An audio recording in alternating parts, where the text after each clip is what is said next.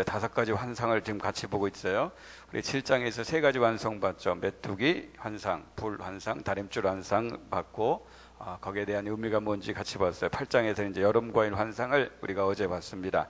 오늘 9장에 이제 마지막 한 가지 더 환상이 나오는데, 제단 곁에 서신 이제 하나님이 심판하시는 그런 환상을 이제 봅니다. 1절 보면 아모스가 지금 무엇을 본다고 합니까? 1절에 보니까 주께서 제단 곁에 서서 이르시되, 제단 곁에 서 계신 하나님, 제단 곁에 서 계신 하나님께서 말씀하시는 그런 환상을 봅니다. 이스라엘 백성들은 못 봤지만 아모스는 제단 곁에 서신 하나님을 보았습니다. 여러분들, 저와 여러분들도 마찬가지입니다. 우리가 지금 이렇게 모여서 예배를 드리고 있지만 이 자리가 하나님께서 임재하시는 그런 자리인 줄 믿으시기 바랍니다. 주의 백성들이 모여 예배하는 이 자리는 하나님께서 영으로 임재하시는 그런 자리예요. 우리가 하나님을 보지 못한다고 해도 하나님은 저와 여러분들을 어떻게 해요? 다 보고 있어요. 내가 하나님을 보지 못한다고 해서 하나님도 우리를 못 볼 거라 그렇게 생각하면 큰 착각입니다. 하나님은 저와 여러분들을 다 보고 있어요. 우리의 중심도 다 보고 있습니다. 누가 조는지도 다 보고 있고, 그죠? 누가 지금 딴 생각을 하고 있는지도, 그죠? 저를 바라보는 것 같은데도 이 머릿속에는 연속곡을 지금 이렇게 생각하고 있는지 하나님은 다 알고 계셔요. 하나님은 다 보고 계십니다. 그 제단 곁에 서신 하나님께서 뭐라고 말씀하십니까? 기둥머리를 쳐서 무너지게 해라. 그것이 예배드리고 있는 사람들 머리 위에 떨어지게 해서 큰 사람도 살아남지 못하게 해라. 그죠? 혹시 이 제단 그 기둥을 쳐가지고 무너져서 그 안에서 예배드리는 사람들이 다 죽는데 혹시 그 안에서 살아나오는 사람이 있다면 칼로 그를 또 죽여라. 누가 이렇게 얘기하고 있어요 지금요? 하나님께서 그렇게 얘기하고 있어요. 하나님께서 참 무지막지한 말씀을 하셔요. 예배드리고 있는데 기둥을 쳐서 무너지게 만드는 거예요. 그래서 다 죽게 만드는 겁니다. 그래서 혹시 살아남아서 밖으로 나오는 자 있으면 칼로 그를 죽여라. 그렇게 하나님께서 말씀하시는 거예요. 그래서 참 충격적인 것은요, 뭐 하다가 지금 죽는 거예요? 뭐 하다가요? 하나님 앞에 예배하다가 죽는 거예요. 예배 안 드리고 땡땡이 치고 딴 데 가서 놀다가 죽는 게 아니라 예배 드리다가 지금 죽는 겁니다. 구약 성경에 보면 예배 드리다 죽는 장면들이 몇 번 나옵니다. 그때마다 하나님이 무서운 심판이 있을 때마다 그래요. 그럼 이것이 말해주는 게 뭡니까? 지금 이스라엘 백성들이 드린 예배는 죽은 예배라는 겁니다. 하나님이 받지 않는 그런 예배라는 거예요. 그러니까 예배 드리다가 죽는 거예요. 이스라엘 백성들이 착각하고 있는 게 뭐예요? 하나님을 다른 우상들과 똑같이 생각한 거예요. 다른 우상들은요, 한 주간 동안 자기 마음대로 살다가, 마음대로 죄 짓고 살다가 그냥 우상 앞에 가서 제사 한번 드려주면 끝나는 거예요. 제사 한번 드려주고 제물 한번 드려주면 그 우상이 더 이상 간섭을 하지 않아요.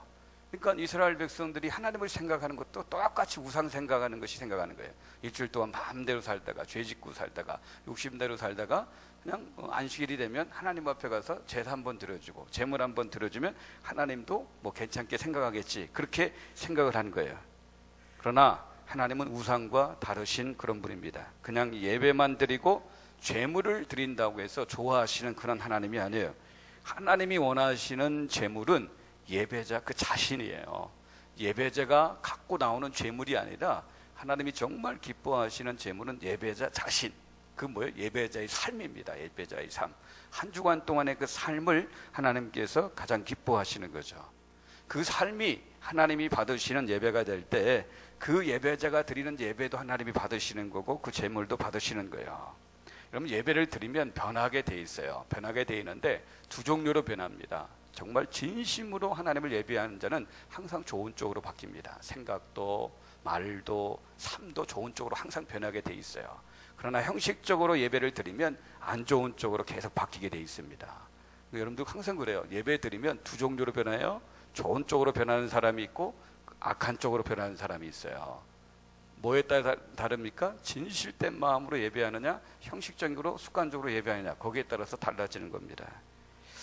이렇게 제단 곁에서도 심판을 받을 수 있는데, 혹 이렇게 제단에서 성전 안에서 예배드리다가 기둥이 무너져가지고 다 죽는데 혹 살아나와서 나오는 자 있으면 칼로 죽이라고 했는데 혹 그 중에서 또 살아남는 사람이 있어가지고 수월로 내려가는 사람이 있다 할지라도 하나님 어떻게 수월까지 내려가서 그걸 찾아내서 심판하시는 거예요. 하늘로 올라가는 사람이 있다 할지라도 하나님께서 찾아낼 것이고 또 2절과 3절에 그게 그 내용이죠. 갈멜산 꼭대기에 올라간다 할지라도, 이 갈멜산 꼭대기에 올라간다는 말은 이 갈멜산 그 꼭대기 부분에 동굴이 한 1000여 개가 있다는 그런 어떤 그 주석이 있어요. 갈멜산 꼭대기에 동굴이 1000여 개가 있어요. 거기에 숨는다 할지라도, 그 꼭대기에 올라가서 동굴 안에 숨는다 할지라도 하나님께서 찾아낸다는 거예요. 그리고 바다 밑에 숨을지라도 어떻게 해요? 바다에 있는 뱀, 물뱀이겠죠. 그 뱀을 명하여 물게 하시겠다, 그렇게 말씀하셔요. 그러니까 한마디로 말하면 뭡니까? 2절 3절 한마디로 말하면 뭐예요? 하나님께서 죄를 심판하실 때는 피할 데가 없다는 거예요. 도망칠 수가 없다는 거예요. 하나님 한번 작정하시고 심판하시고 벌을 내리시면 그 하나님의 심판 앞에서 도망칠 수 있는 사람이 한 사람도 없다는 거예요. 그럼 이스라엘 땅이 아니라 우리가 포로로 다른 나라로 포로로 잡혀가면 괜찮지 않을까? 그런데도 하나님 뭐라고 말씀하셔요? 거기서도 하나님이 칼을 명하여 죽이신다, 그렇게 말씀하셔요. 아주 철저하게 하나님이 심판하신다는 말씀이에요. 여러분, 우리가 포로로 끌려간다고 해서 다 같은 게 아니죠. 포로로 끌려가는 사람들 중에는요, 그 나라에서 아주 대접받는 사람이 있었고요, 그 나라에서 정말 죽임을 당하는 그런 사람도 있었죠. 그럼 다니엘이나 세 친구는 어떻게 해요? 포로로 끌려갔지만 그 나라에서 어떻게 해요? 존귀한 대접을 받죠. 다니엘 같은 사람은 나라가 3번 바뀌고 왕조가 4번 바뀌는데도 항상 국무총리로서 아주 존귀한 그런 대접을 받았잖아요. 그러나 비참하게 죽는 사람들도 그 땅에서 많이 있었어요. 고난이라는 것도 마찬가지예요. 고난이라고 해서 다 같은 고난이 아닙니다. 어떤 사람은 존귀한 하나님의 백성으로 세움받기 위해서 연단의 차원에서 고난을 받는 그런 사람도 있고, 어떤 사람은 정말 망하게 하기 위해서, 멸망당하게 하기 위해서 고난을 받는 사람들도 있다는 것을 기억하셔야 돼요. 그러니까 여러분, 우리 인생 가운데 고난이 올 때는 분별할 줄 알아야 돼요. 하나님께서 나를 회복시키시고 나에게 복을 주시려고 연단의 차원에서 주시는 고난인지, 내가 끝까지 회개하지 않고 끝까지 내 마음대로 살고 그래서 하나님께서 나를 망하게 하기 위해서 주시는 고난인지를 분별할 줄 알아야 돼요. 죄를 인정하지 않고 계속해서 교만하고 완고해지는 가운데 받는 고난은요, 멸망의 고난입니다. 그런데 인생을 살아가면서 신앙생활하면서 절대 그런 고난은 받지 말아야 돼요. 연단받아서 복을 받고 회복하기 위한 고난은 받아도 괜찮지만 멸망당하는 그런 고난을 받는 그런 인생이 되지 말아야 되는 겁니다.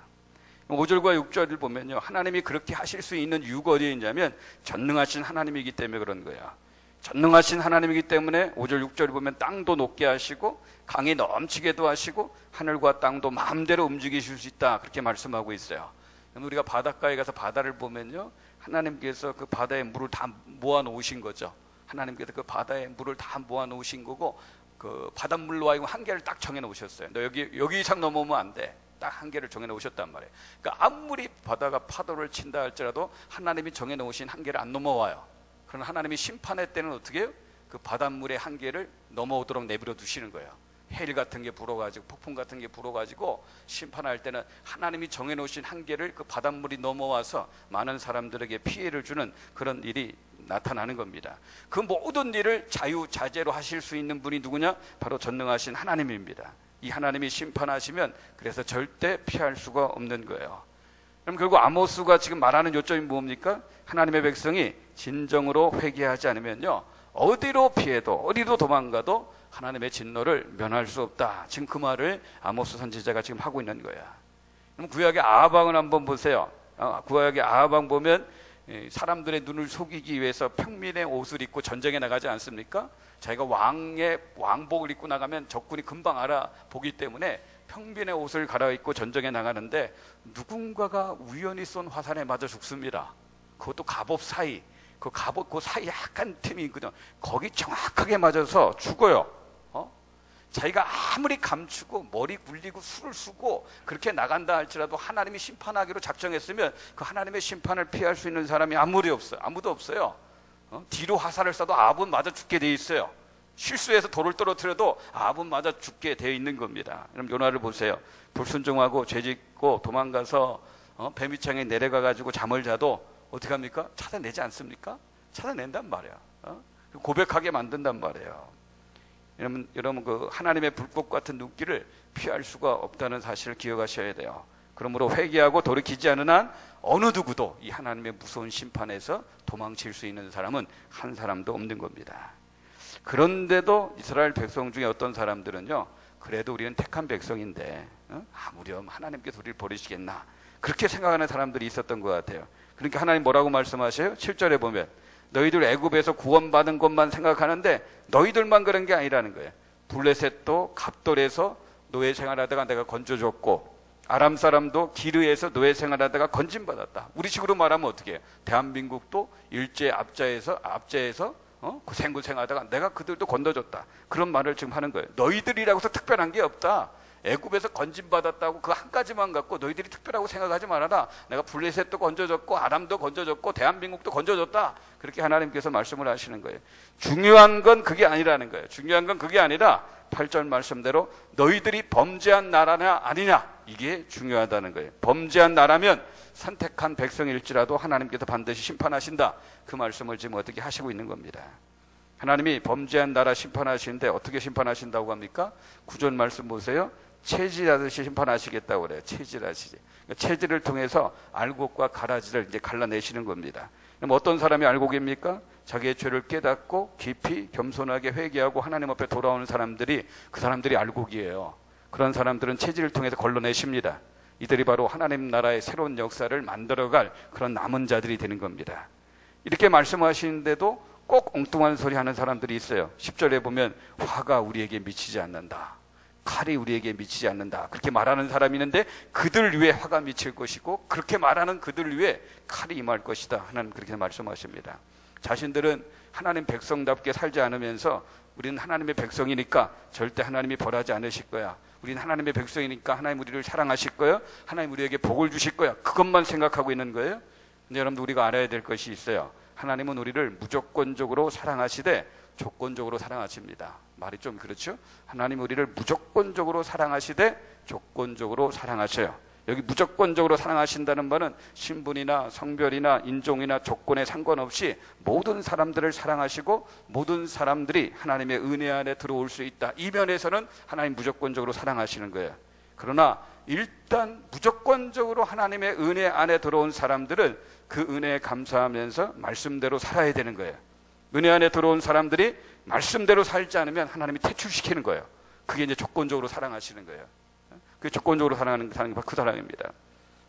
그럼 이스라엘 백성들이요, 무조건적인 은혜로 가나안 땅에 들어간 거죠. 가나안 땅에 들어간 것은 무조건적인 은혜입니다. 그러나 일단 가나안 땅에 들어갔으면 하나님의 말씀을 따라 살아야지 그 땅에 거할 수 있는 거예요. 이건 조건적이에요.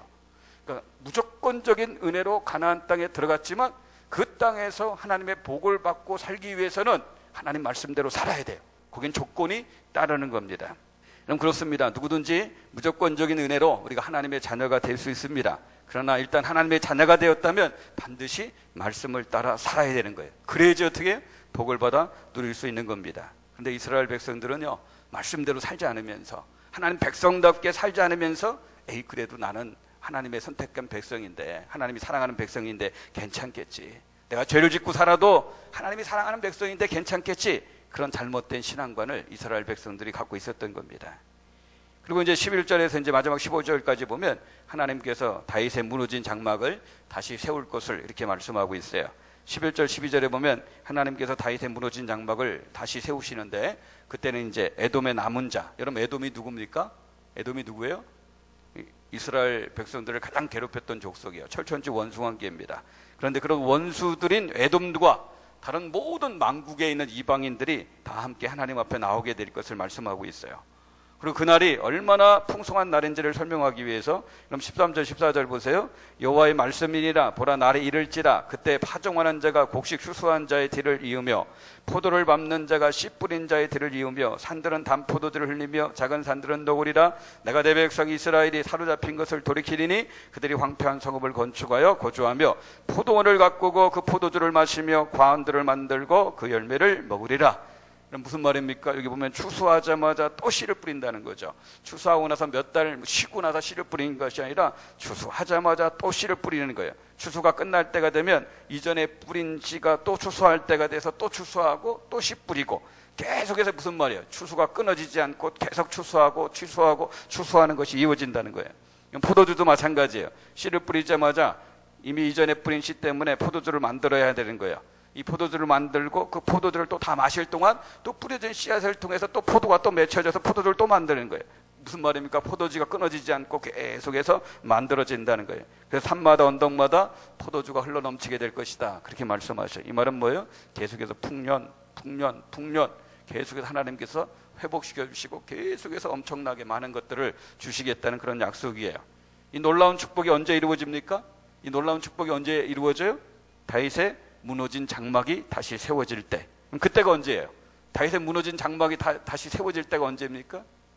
그때가 언제입니까? 다윗의 후손으로 메시아가 오시는 그때를 가리키는 거예요. 그래서 여러분들 사도행전 15장 16절 17절 보면 야고보가 그 종교 지도자들을 향해서 설교하면서 이 아모스 9장 13절 말씀을 인용을 해요. 이후에 내가 돌아와서 다윗의 무너진 장막을 다시 지으며 또 그 허물어진 것을 다시 지어 일으키리니, 아모스에 나온 이 예언의 말씀을 야고보가 인용을 해서 설교를 하는데 14절에 보면 17절에 보면 이는 그 남은 사람들과 내 이름으로 일컬음을 받는 모든 이방인들로 주를 찾게 하려 함이니라 하셨으니, 이 야고보가 이 아모스의 말을 인용하면서 설교를 하는데 이 다윗의 그 무너진 장막을 뭘로 비교하면 이제 교회로 비교합니다. 교회 시대로 비교해요. 그리고 나서 에돔과 같은 그 사람들은 이방인들로 비교하는 거예요. 에돔이 돌아온다는 것은 수많은 이방인들이 죽게 돌아온다는 것으로 이렇게 해석하고 있는 거예요. 그러니까 여러분들 언제 이런 복을 누리는 거예요? 언제 이 복을 누립니까? 교회 시대. 교회 시대가 언제예요? 교회 시대가 언제예요? 지금이에요. 지금. 우리가 지금 교회 시대, 이 신약 시대, 교회 시대에 저와 여러분들이 살고 있는 거예요. 이 복을 언제 누린다고요? 지금 누리는 거예요. 지금. 이 시대를 살아가는 사람들은 이런 복을 마땅히 어떻게 다 누리면서 살아야 돼요. 물론 문자적으로 영적으로 완벽하게 이 예언의 축복이 이루어질 때는 예수님이 다시 이 땅에 오시는 날이에요. 예수님이 다시 이 땅에 오시는 날 문자적으로, 그다음에 상징적으로 이 모든 축복이 이루어지지만, 지금은 어때요? 지금 교회 시대는 문자적인 이런 축복이 완벽하게 이루어지지 않는다 할지라도 영적으로는 이런 복을 누리기 시작한 그때가 언제면 지금 이 시대예요. 교회 시대. 이 시대를 살아가는 저와 여러분들은 이 영적인 축복을 지금부터 풍성하게 누릴 수 있는 그런 자리에 들어온 사람들이에요. 여러분들, 저와 여러분들은 성령이 오셔서 교회를 세우신 이 시대에 살고 있습니다. 그러기에 우리는 영적으로 이 풍성한 복을 누리며 살아야 되는 거예요. 성령을 통해 주시는 기쁨, 그죠? 성령을 통해 주시는 평안, 감격, 즐거움, 풍성함, 그런 것들을 누리며 살아야 돼요. 누리며 살아야 돼요. 근데 여러분들 교회 성도들 보면 이 기쁨과 이 평안과 이 행복과 이 즐거움과 이 만족을 누리는데 다 차이가 있어요. 예를 들면 수치로 계산한다면 1부터 100까지 이렇게 수치로 보면 어떤 사람은 교회 시대를 사는데 어떤 사람은 평생 5 이하의 기쁨, 그 수치로 5, 그죠? 1에서 100까지가 있는데 한 5 정도? 5 이하의 기쁨, 평안, 만족, 행복을 누리다 인생 끝나는 사람이 있어요. 어떤 사람은 한 50 정도, 1에서 100까지 수치를 놓을 때 50 정도, 그 정도의 기쁨, 평안, 행복을 누리다 인생 끝나는 사람이 있고, 어떤 사람 보면 계속해서 최하 90 이상 그런 수준에서 이 기쁨을 누리고 이 행복을 누리고 이 만족과 즐거움을 누리면서 사는 그런 신자들도 있습니다. 여러분들 개인적으로 한번 살펴보세요. 나는 어느 정도의 수치를 누리고 있을까? 기쁨이나 행복이나 만족이나 평안이나 그런 것들 1에서 100까지 수치를 놓고 볼 때 나는 어느 정도, 혹시 5 이하는 아닐까? 한 20? 한 50? 아니면 정말 누구처럼 한 90 이상 이 기쁨, 이 만족, 이 평안, 이 행복, 이 즐거움 항상 90 이상 막 그런 수준에서 막 누리면서 사는 그런 사람인가? 여러분들 성령의 인도를 받고 말씀대로 살면 풍성하게 이 복을 누릴 수 있는 겁니다. 근데 불순종하고 죄짓고 자기 마음대로 살고 세상 사람처럼 돈 욕심 갖고 자기 욕심대로 살면 이 기쁨 못 누리는 거죠. 누려봤자 5 이하예요. 그죠? 누려봤자 5 이하. 여러분들 자꾸 내 안에 기쁨이 없고 행복이 없고 만족이 없고 즐거움이 없고 확신이 없고 소망이 없으면 문제가 있는 거죠. 하나님 앞에 물어보셔야 돼요. 우리 이걸 충만하게 누리는 그 시대를 저와 여러분들이 살고 있는데 이걸 못 누린다면 하나님 앞에 우리 자신들의 그런 어떤 문제에 대해서 한번 물어봐야 되는 겁니다. 아모스 9장을 우리가 정리하면서 한두 가지 교훈을 받을 수 있어요. 그 첫 번째는 뭐냐면 하나님께서는요 죄인들을 주목하고 보시고요 그 죄인들을 철저하게 심판하시는 그런 하나님의 모습을 우리가 1장부터 9장까지 계속 반복되는 그런 하나님의 모습을 볼 수 있어요. 하나님은 절대 죄를 설렁설렁 대충 넘어가시는 그런 분이 아니에요. 철저하게 회개하지 않는 한 하나님 반드시 그 죄를 찾아내시고 그 죄를 심판하시는 그런 하나님입니다. 그럼 십자가가 무엇을 말해줍니까? 하나님의 사랑도 우리에게 이야기하지만 십자가가 또 얘기하는 것은 뭐냐면 하나님은 다른 건 몰라도 죄 문제만큼은 절대 호락호락 넘어가지 않겠다는 것을 십자가를 통해서 우리에게 말씀해 주시는 거예요. 죄 문제는 아들을 죽이면서까지도 하나님께서 해결하시겠다는 거예요. 그러니까 회개하지 않은 한 그 죄는 절대 설렁설렁 대충대충 하나님께서 넘어가지 않는다는 것입니다. 여러분 절대 착각하지 마세요. 그래도 난 구원받은 백성인데 하나님의 자녀인데 죄 지어도 괜찮겠지? 절대 그렇지 않습니다. 회개하지 않으면 하나님이 반드시 그 죄를 찾아내셔서 심판하시는 거예요. 바라기는 저와 여러분들은 실컷 이렇게 얻어 터진 후에 그 다음에 회개하지 말고 하나님께서 말로 하실 때, 그죠? 회개하기를 기회를 이렇게 기다려 주시고 기회를 주실 때 그때 하나님 앞에 회개하고 돌아와야 되는 거예요. 이스라엘 백성들처럼 하나님의 오래 참는 그 사랑을 악용해 가지고 끝까지 회개하지 않아서 무서운 심판을 받는 그런 사람들 한 사람도 없기를 주님의 이름으로 축원합니다. 예? 사람들은 몰라요. 우리가 어떤 죄에 붙잡혀 있는지 모릅니다. 그러나 하나님은 다 보고 있고 다 알고 계십니다. 하나님 앞에 숨기려고 하지 마시고 또 하나님 앞에 변명하거나 둘러대지도 마시고 죄가 있다면 철저하게 회개하고 돌이키는 저와 여러분들이 되셔야 되는 거예요. 그리고 여러분들 11절에서 15절까지 말씀을 통해서 앞으로 하나님이 세우실 하나님의 나라를 생각하면서 위로를 받는 그런 삶이 저와 여러분들 가운데 있어야 돼요. 여러분들 우리나라의 모습을 보거나 우리 한국교회 모습을 볼 때 참 마음이 답답할 때가 참 많이 있죠. 요즘 교회마다 큰 교회마다 다툼과 분쟁과 싸움이 없는 교회가 별로 없어요. 얼마나 많이 싸우고 얼마나 많이 다투고 분쟁하는지 언젠가 말씀드렸죠. 믿지 않는 판사 밑에 가가지고 믿지 않는 판사가 양쪽에 팔짱 끼고 거드름 피면서 밑에 그 목사하고 장로하고 서로 고소하며 싸우는 것을 이 믿지 않는 판사가 이렇게 재판을 하는 그런 장면 요즘 아주 쉽게 봅니다. 믿지 않는 판사 밑에 가지고 그냥 교회가 분쟁과 싸우고 다퉈가지고 거기 가가지고 재판을 하는데 목사가 장로를 고발하고 장로가 목사를 고발하면서 오죽하면 그 믿지 않는 판사가 재판 시작하기 전에 목사님하고 장로님을 불렀대요. 목사님하고 장로님하고 불러가지고 나는 교회를 안다 해서 잘 모르지만 그 기독교에서는 사랑을 강조하고 기독교에서는 용서를 강조하지 않습니까? 목사님 장로님 서로 좀 사랑하고 용서하세요. 싸우지 말고 다투지 말고 이 목사님 장로님 좀 싸우지 말고 다투지 말고 좀 서로 사랑하고 좀 용서하세요. 그렇게 이야기했다는 얘기를 들은 적이 있어요. 여러분 이 지경까지 온 겁니다. 이 지경까지. 그리고 옛날에는요 교회 안에 무슨 불미스러운 그런 사건이 생기면 아니 어떻게 교회에서 그런 일이 생길 수 있어? 그런 댓글들이 많이 올라왔어요. 교회에서 어떤 불미스러운 사건이 생기면 아니 어떻게 교회에서 그런 일이 생길 수 있어 하면서 댓글들이 많이 올랐는데 요즘은요 교회에서 아무리 불미스러운 사건이 일어나도 교회가 다 뭐 그렇지 이미 교회에 대해서 다 접어버렸어요. 교회에 대해서 기대를 다 접어버린 그런 어떤 세상입니다. 사랑 외치는데 사랑 외치는 그 교회가 세상보다 더 사랑이 없을 때가 있어요. 거룩 외치는 그 교회가 세상보다 더 거룩하지 못할 때가 있다는 거예요. 교회 그 리더십 그룹에 있는 분들이 온갖 추잡한 문제로 지금 어떻게 해요? 신문 지상에 그 이름들이 드러나고 있는 그런 어떤 현실이에요. 한국 사회도 만만치 않죠. 양극화가 너무 심합니다. 서로가 서로를 인정하지 않아요. 요즘은 남과 북의 관계가 심각한 게 문제가 아니라 남남의 관계도 얼마나 심각한지 몰라요. 같은 남한 안에서 진보와 보수가 충돌하고 있고요. 기성세대와 자녀세대들이 충돌하고 있고 가진 자와 못 가진 자가 충돌하고 있고요. 도처에 그냥 부정과 부패와 뇌물과 거짓과 미움과 증오, 성적인 문란함, 그죠? 동성애도 요즘 막 창궐하고 있고요. 요즘 젊은이들이도 꿈이 없어요. 이 청소년들의 문제도 장난이 아니에요. 북한의 핵무제 뭐 육자회담 하는데 해결의 기미가 안 보여요. 그런 모습들 보면 우리는 낙심할 수밖에 없죠. 절망할 수밖에 없어요. 한국교회의 답답한 문제, 이 한국 사회의 답답한 문제를 보면 우리가 낙심하고 절망할 수밖에 없지만 그러나 우리에게는 그날이 있습니다. 그날 무너진 다윗의 장막을 하나님께서 문자적으로도 영적으로도 완전하게 충만하게 회복시켜 주실 그날이 저와 여러분들에게는 있는 거예요.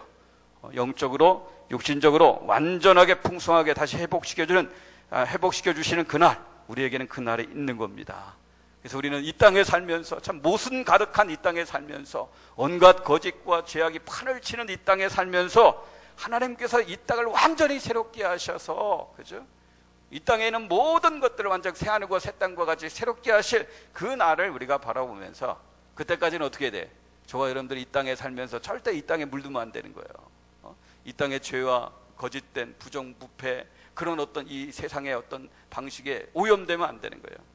이 땅에 살면서 절대 이 땅에 그런 어떤 문화에 물들면 안 되고 최선을 다해서 내가 있는 삶의 현장에서 부패와 고집과 부정과 온갖 제약들과 싸우면서 소금과 빛으로서의 그런 삶을 살아가야 되는 거예요. 그러나 여러분들 우리가 최선을 다한다 할지라도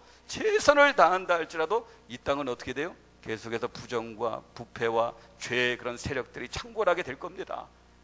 우리가 최선을 다하는데도 이 땅은 그렇게 하나님 앞에 심판받을 그런 어떤 모습으로 흘러가게 될 것인데, 여러분들 내가 최선 다했는데 왜 세상이 이렇게 갈까? 낙심하지도 말고 절망하지도 말고 세상은 심판을 향해 갈 수밖에 없어요. 심판을 향해 치닫을 수밖에 없어요. 그러나 나는 그 세상에 물들지 말고 최선을 다해서 어떻게든지 한번 막아보려고 노력을 해야 돼요. 거짓을 좀 막아보려고 하고 부정과 부패를 좀 막아보려고 하고, 다 뇌물 줘도 뇌물 안 줘야 되는 거고, 그렇게 살려고 최선을 다해요. 내가 그렇게 최선을 다함에도 불구하고 세상은 죄악으로 가득 찬 그런 세상으로 치닫는다 할지라도 낙심할 필요 없고 절망할 필요 없어요. 우리에겐 무슨 날이 있다고요? 그 날이 와요. 그 날. 하나님께서 우리에게 약속하신 그 날이 우리에게 있기 때문에 그 날을 소망하면서 오늘을 우리가 거룩하게 진실되게 충성스럽게, 그리고 성령 안에서 기쁨과 만족과 행복과 평안과 즐거움을 우리가 최대한 수치를 높여가지고 5 이하의 수준이 뭡니까? 그죠? 신앙생활한 지 지금 우리가 몇 년째인데, 신앙의 경력이 몇 년째인데 맨날 그냥 5 이하 그런 기쁨과 평안 만족 누리면 되겠습니까? 이제는 좀 신앙생활 한 정도가 그 정도 됐으면 90 이상 그죠? 100 가까운 그런 기쁨과 평안과 만족을 누리는 그런 신앙의 삶을 저와 여러분들이 살아가셔야 되죠. 그럼 축복합니다. 이 기쁨과 만족과 행복과 평안과 즐거움을 성령 안에서 아주 충만하게 누리시는 그런 삶을 사시길 주님의 이름으로 축원합니다.